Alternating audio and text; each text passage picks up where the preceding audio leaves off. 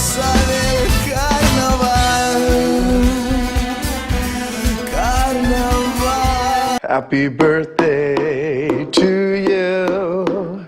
Happy birthday to you. Happy birthday, happy birthday, happy birthday to you. We would be in a world of fantasy. We could see it oh so clear. We would fly through the sky, riding stars through the night, reigning over a kingdom so grand. We would dance in the meadows, sing songs in the sun, in our own imaginary land. Oh, why do we grow up? Why do we lock those worlds away? Fought coming a mile away. So looks like we're gonna be having a Monday Daytona doubleheader with the Napa 300 and like early late morning going into like early afternoon midday, and then at 4:00 p.m. just 2020. I'm just glad it's not 2012 all over again, because I cannot afford another Monday night Daytona 500. At least in 2012, when we lived in Brook Park in the Sandhurst house, where as a junior in high school, we could get away with it at the time because we were already in the middle of a crazy Florida vacation for my 18th birthday, whether we went to the race or not. This time we wouldn't have been so lucky, so this is just going to be 2020 all over again. We started at 4 p.m. Monday, late afternoon Daytona 500. Hopefully the trend won't continue where we have a near fatal crash like we did with Newman exactly 4 years ago. So I hope we do, they don't put two and two together with history repeating itself. I really do not want that at all. So therefore, and before I get into what's going to be good, what you're going to be seeing, and what to tomorrow on the channel and what to expect in both the races tomorrow, I just want to send a quick happy Bobby Labonte 18th birthday to one of my TV peeps that I finally got to meet after 5 years of trying, 5 years of frustration, and when I went to San Antonio to see the Spurs play in person after 27 years of trying and 27 years of frustration, as you saw in the intro, Gabriella Graves from Disney Channel's Coop and Cammy Ask the World, aka Delaware. So congratulations on the new song, and I hope you're having a good first year. I hope you have a good first year of adulthood and that you're having a great, birthday today. So I mean, as soon as I realized I stayed up way too late last night, I knew we were not going to get any, you guys were not going to get any rain delay content. So this is what you're getting instead, and what I think is to expect tomorrow. So first of all, I'll start off what to expect in both the races tomorrow. Let's start with, the Napa 300 Busch race. I hope we do not see no stupidity or all-out wreck-em-all derby where half the race is under caution more than it is under green, like we saw Friday night, both in the Craftsman truck race that we did. Yet you did see my race review on that. You did see that, and of course, it was so damn late. I mean, I thought about watching ARCA, but I refused to like Jeff Gordon, and I'm glad I didn't because it was so late and everybody was crashing. And both, let's like Craftsman truck, that race also ended in a big wreck on the last lap, and someone going airborne, not flippity flip like Taylor Gray did, but you know what I mean. And thank God ARCA Remixers changed the rule of, if the caution comes on the last lap, we cannot end this shit under caution. We have to keep doing it over and over again. Well, they changed the rule to make it like the Winston Cup, the Busch Series, and the Craftsman Truck Series. The race, if the caution comes on the final lap, guess what? Race is fucking over. So therefore, I'm so glad ARCA Remix followed through and changed that rule to what it already is in the top three NASCAR touring series, Winston, Busch, and Craftsman, because at that rate, if they would have kept it the same for this year, they just would have been there all fucking night. So kudos to ARCA for changing that rule. I do like that, even though I kind of stopped giving a shit about that series after 2020. So the Busch race, Napa 300, I have two dogs in the fight with, Hemrick and, what was his name? Moving up back up to Winston Cup this year. And, Gregson haven't been out of the Busch Series for it's now 2 years. Especially that rookie season from hell with the Petties last year when I took a break from NASCAR and providing NASCAR content on the channel. So, therefore, I have Riley Herbst in the 98, Haley Diggett in the 15. So I'm probably going to wear these pajamas for the Busch race tomorrow, since I have never owned any Riley Herbst gear. I've never owned any Haley Deegan gear. Maybe that changes, who knows, but I highly doubt I'll get a Riley Herbst diecast or even a Haley Deegan diecast if she runs Monster, because Monster's pretty stingy with lending their name and their logo and their likeness and branding on a diecast, so you have to make that yourself if you're a custom diecast maker. But I hope we see some good competitive racing throughout the field tomorrow morning, going into early afternoon, midday, where it's not too wild and crazy. It's not, too big of a shit show. And if there's wrecks, okay, fine. I just do not want to see it every 5-10 laps, to the point where we run a minimum of 5 laps or a maximum of 10 laps, and then a caution either because someone was an idiot and decided to cause a wreck and push too early, or someone unnecessarily dropped debris like we saw Friday night. And honest to God, I don't know who I think is going to win the race, because, other than Riley and Haley, and, of course, last year, Riley, Hemrick, and whoever else was in Busch last year, I really don't have a dog in the fight since Gregson moved up and shit. Oh, yeah, John Hunter Nemechek.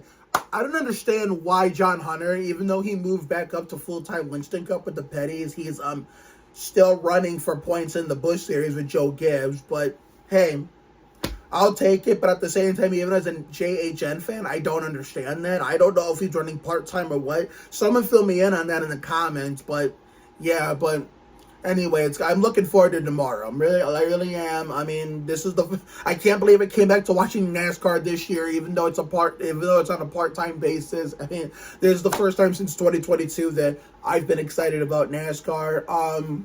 I really hope we see a lot of green flag racing. I mean, even if there is some caution to keep the field bunched up, it's fine. I just do not want it to go overboard. I would like to see some green flag pit stops, see some strategies play out, even though the stage cautions I know are going to fuck that all up. So, therefore, and maybe, if we go into overtime, I just hope that doesn't take too long, or they keep doing too many of them to the point where Daytona 500 is going to start later than planned and let alone anticipated. So yeah, but you know how restrictor plate racing is. In the last 2 years, based on the trend, you know how we talk about the Daytona 500, how we have history repeating itself. From 1959 to 2011, there was not a single Daytona 500 that was affected by weather, whether it got pushed to late Sunday night or all the way till late Monday afternoon or Monday evening. Well, since 2012 going up to now, it's been affected by rain 5 times, and I hate that. So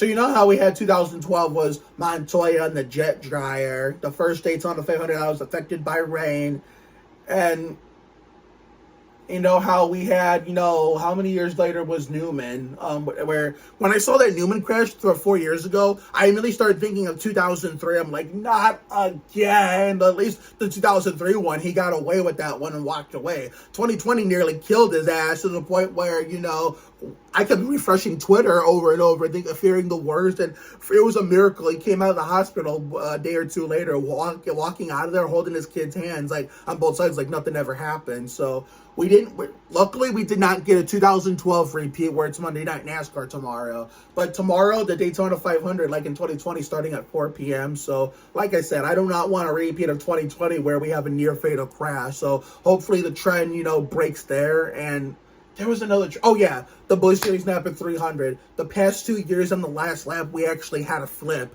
So remember 2022, Myatt Snyder flipped on the final lap, and then last year Sam Mayer flipped on the final lap, which obviously was less violent than Myatt's, because, Sam Mayer, all he did was slide on the roof all the way through Bobby Labonte fall 2001 Talladega style. So let's hope the trend will actually break, and the streak finally ends where this time we don't have a flip on the last lap. If we have a big one on the last lap, which I hope we don't, and even if we do, okay, fine. Let's just hope nobody goes upside down or gets airborne this time, let alone goes flying into the catch fence, because we do not need that. Now, for the Daytona 500, so I have 5 dogs in the fight. I thought I was going to have 6 with, Ty Dillon trying to find a Winston Cup ride, even though he was this close to securing the number 16 Collie car, but that ended up not happening. So he had to get demoted and move back down to the Craftsman Truck Series to hopefully become I don't know if he's going to be I'm a John Hunter fan too, but I don't know if he's going to be, replicate what John Hunter did.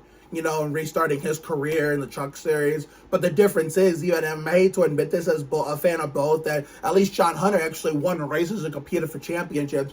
Ty hasn't competed for a championship in a single NASCAR touring division since, the 2015 NASCAR Busch Xfinity Series title, which he lost to Chris Buescher and one other cat. I mean, there was a 3-horse race for that Busch Championship. I don't remember who the third one is in that fight, but it was so long ago. It was the year I first moved into this house from the Sandhurst house in Brook Park. But with Ty, back in trucks, I have 5 people I'm rooting for. Austin, of course. Noah Gragson, of course. Hemrick, of course. John Hunter, of course. But most important of all, the 2022 Craftsman Truck Series champion, Zane Smith. So technically, me and my dad are going to be teammates, and I'm going to explain to you why.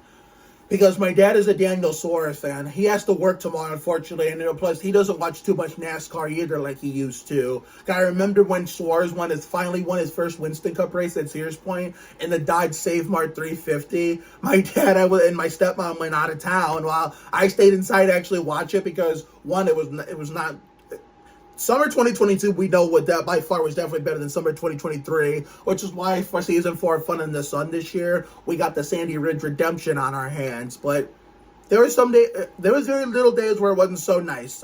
One of them was the day of the Dodge Save My 350, and so I stayed inside, watched it. My dad's driver won the race, so since he was out of town, I had to call him. I'm like, hey, your driver Their driver finally won himself a Winston Cup race at Sears Point, and now he's in the chase. And then my driver Austin goes on to win the Pepsi Firecracker 400 at Daytona on my mom's birthday weekend. The week we went to Lorain County Fair, where we had that rain crash that everybody was pissed about, and why I'm glad I wasn't watching, even though I'm an Austin fan. And I remember we made that video. I'll see if I can insert it here. If I don't, oh well. Me and my dad made a little bit of a video talking about how excited we were. We had both of our favorites in the chase, and even though we probably knew we were not going to get as far because they're like a B-class level team, Richard Childress Racing and Trackhouse. But back to the point, because, I have a tendency to mutate topics and all that stuff because of my disability and everything.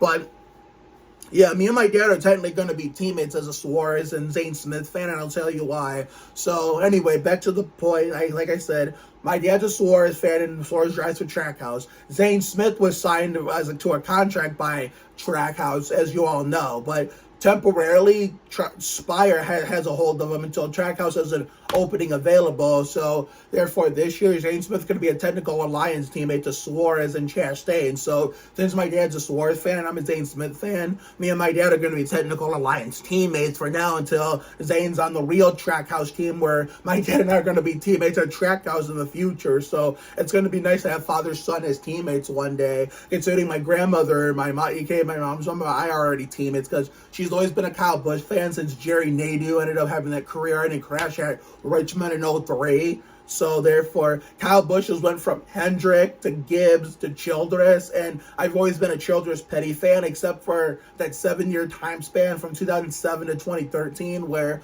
I was a Juan Pablo Montoya fan, even though, to be fair, when Montoya came in 2007, Kyle Petty was still racing.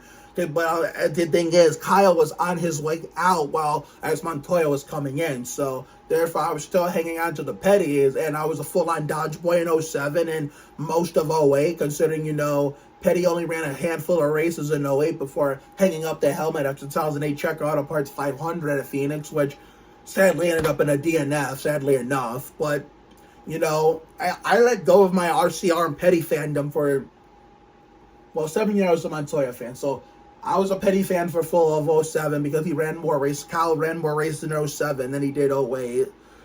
So he was in there for 7 years. Take away 2. I let go of my Petty and RCR fandom for 5.5, nearly 6 years to be a full-on Montoya Ganassi boy. And then we all know Montoya got the boot for Larson, and I was pretty upset about that. And, being an Austin Ty fan when they were moving up to the ranks in late 2011, going into early 2012 and beyond, Larson costing Ty the Truck Championship in the 2012 Homestead finale and for the Craftsman Truck Series when I was a senior in high school the year before. It didn't do me any favors. And then when I started my final year at Polaris in 13-14 on Mr. Charnago, and I launched this YouTube channel. I mean, that Montoya getting the boot for Larson at an insult to injury, considering I was a young teenage, younger teenage, teenage boy that was slowly growing into a man, which still had his, a little bit of tweaks to work on with his maturity, and how there was some stuff that I didn't understand the context of because of how young I was and everything. I was salty that Larson got the boot for Montoya got the boot for in favor of Larson, and here I am blaming Larson like it was Larson's call. It was Ganassi's call, but I was like 18, 19, 20 years old, so I really didn't understand that very much. So therefore, that was when I was Larson's number one hater. But as I talked about with Space Metal Ferrari, the one thing I didn't tell Space Metal Ferrari was when Larson won the All-Star race on the last one they ever held at Charlotte, straight up on speed, considering I was still really hating him at the time, he really proved my ass wrong and made me eat my words. And I put my hatred in for rest at that moment, which I thought was going to be for real permanently at the time. But then after all that stuff he went through during the COVID break, after what happened to Newman, but right before that, I temporarily went back to my old ways against him. But then when I realized I saw he was getting another chance with Hendrick, I'm like, you know what? This guy might prove me wrong altogether, and I had to put my hatred to him to rest for good. And guess what? I'm glad I did because, and I'm partially why I'm glad my old Twitter account, as you all know, was sniped the day before the COVID shutdowns happened, and obviously, we all know it took away my desire to ever have a Twitter after making a new account, which didn't feel the same. But it was a blessing in disguise because there was a shitload of anti-Larson tweets on that old Twitter that would have had me canceled because dumbasses on that site like to dig up old tweets to try to cancel people for no reason from stuff they said years ago when they were younger and more immature and not as much, they were a different beast then compared to their current version of themselves. So therefore, when I saw Larson at MIS in 2022 in the pits, I only stopped him just to apologize for being the biggest asshole to him on social media, and he forgave me. We snapped a photo right here. Now we went from former rivals for me being an Austin and Ty fan to being good friends. I would have tagged him on Instagram, but his Instagram is private, and rightfully so. I can understand that from what happened. All those happened 4 years ago. I tagged his wife instead to make sure she saw it and showed it to him. So therefore, Larson's an all right dude. I hope he has a good year another good year with Hendrick, because he's really rejuvenated his career with Hendrick after carrying that mediocre Ganassi team after Montoya left, and then Jamie McMurray retired and everything. Kurt Busch came to the team before everybody who follows more modern NASCAR than 2001 2003 know him as a 2311 driver in the 45. Even though I grew up with the 45 being Kyle Petty and Kurt Busch being in the number 97 Ford Taurus for Roush. So the Daytona 500 starts at 4 p.m. tomorrow. I look forward to that. So therefore, like I said, I have 5 dogs in the fight: Austin, Hemrick, Nemechek, Gregson, and Zane Smith. So hopefully Busch tomorrow won't be a repeat of Friday for me personally, where besides the fact that I hope there's no wreck at the beginning, a big one at the beginning of the race on Friday, I just hope that I don't get both of my drivers DNFing, because don't forget, in Busch and Craftsman this year, I only have 2 drivers to root for, not like a shitload like I do at Winston. So if both of them DNF like Ty and Dad did on Friday night, I'm all out of luck, and you'll just take away any major interest I had in the race, even if I do finish it. So therefore, I got my work cut out for me as a Riley and Haley fan tomorrow morning. So, but at least with the 500 and whatever races I decide to catch this year on a part-time basis,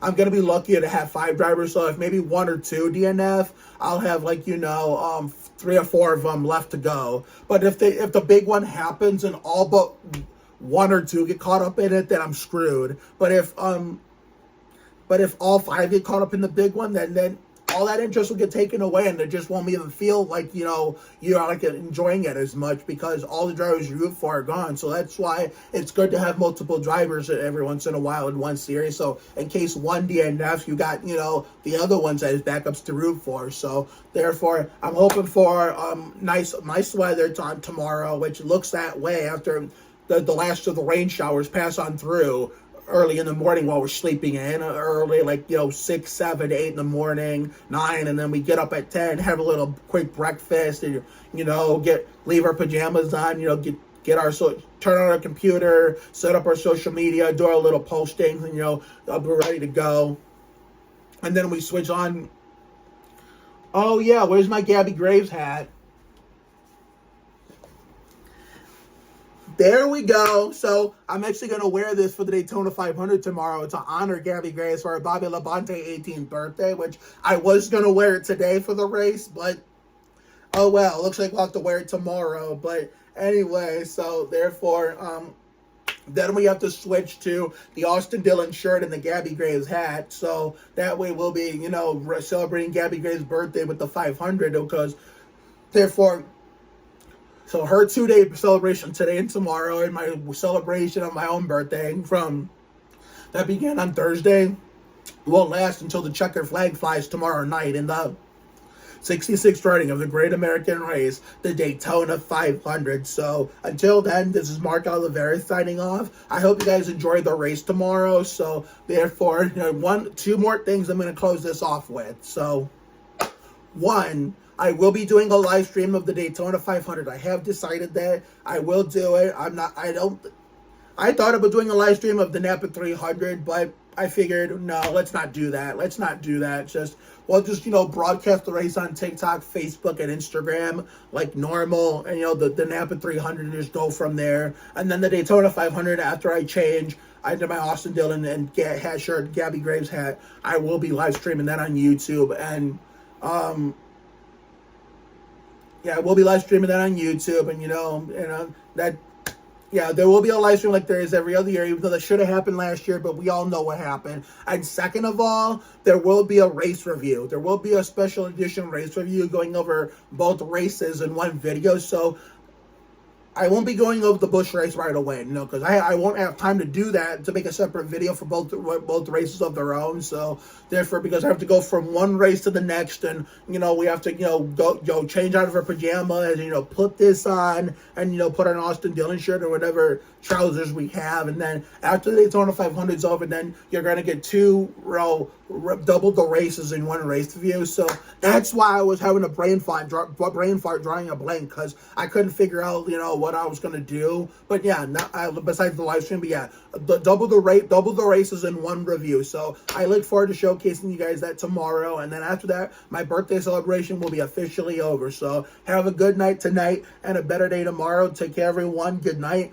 Once again, happy Bobby Labonte 18th birthday to Gabriella Graves, aka Delaware, on Disney Channel's Coop and Cammy. Ask the World. See you later, everyone. Let's go racing. Cleveland Smooth FM, the way.